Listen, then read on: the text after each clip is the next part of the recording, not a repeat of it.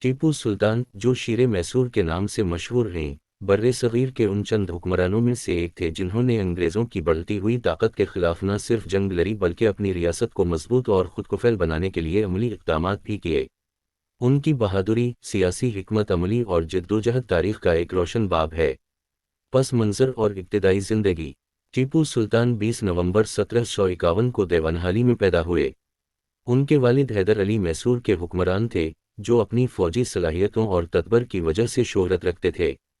ٹیپو سلطان نے بچپن ہی سے عسکری تربیت حاصل کی۔ انہیں گھڑ سواری، تلوار بازی اور جنگی حکمت عملی کی تعلیم دی گئی۔ انہوں نے اسلامی علوم اور جدید سائنسی علوم میں بھی مہارت حاصل کی۔ ٹیپو سلطان کی حکومت۔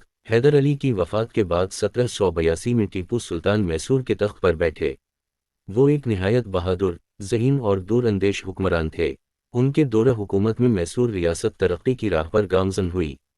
انہوں نے فوج کو جدید خطوط پر استوار کیا اور ریاست میں کئی اصلاحات نافذ کیں۔ انگریزوں سے دشمنی اور میسور کی جنگیں۔ ٹیپو سلطان نے انگریزوں کی بڑھتی ہوئی طاقت کو برِ صغیر کے لیے ایک بڑا خطرہ سمجھا۔ وہ جانتے تھے کہ اگر انگریزوں کو نہ روکا گیا تو وہ پورے ہندوستان پر قبضہ کر لیں گے۔ اس لیے انہوں نے انگریزوں کے خلاف بھرپور مزاحمت کی۔ پہلی میسور جنگ 1767 سے 1769۔ حیدر علی اور ٹیپو سلطان نے مل کر انگریزوں کو شکست دی۔ اس جنگ میں انگریزوں کو میسور کے سامنے ہتھیار ڈالنے پڑے اور ایک معاہدہ ہوا جس کے تحت دونوں فریقین نے امن قائم رکھنے کا وعدہ کیا۔ دوسری میسور جنگ 1708 صفر سے 1784۔ یہ جنگ حیدر علی کے دور میں شروع ہوئی لیکن ان کی وفات کے بعد ٹیپو سلطان نے قیادت سنبھالی۔ ٹیپو نے انگریزوں کو کئی محاذوں پر شکست دی اور ان کی طاقت کو محدود کر دیا۔ 1784 میں معاہدہ منگلور کے تحت جنگ کا خاتمہ ہوا اور انگریزوں کو صلح پر مجبور ہونا پڑا۔ تیسری میسور جنگ 1709 صفر سے 1792۔ اس جنگ میں انگریزوں نے مرہٹوں اور نظام حیدرآباد کے ساتھ اتحاد کیا۔ ٹیپو سلطان نے بہادری سے مقابلہ کیا لیکن دشمنوں کی بڑی تعداد اور سازشوں کے باعث انہیں شکست ہوئی۔ معاہدہ سرنگا پٹم کے تحت میسور کی نصف زمین انگریزوں، مرہٹوں اور نظام میں تقسیم کر دی گئی۔ چوتھی میسور جنگ 1799۔ یہ ٹیپو سلطان کی آخری جنگ ثابت ہوئی۔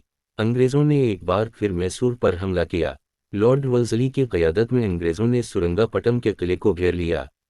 ٹیپو سلطان نے بہادری سے مقابلہ کیا اور میدان جنگ میں شہادت قبول کی۔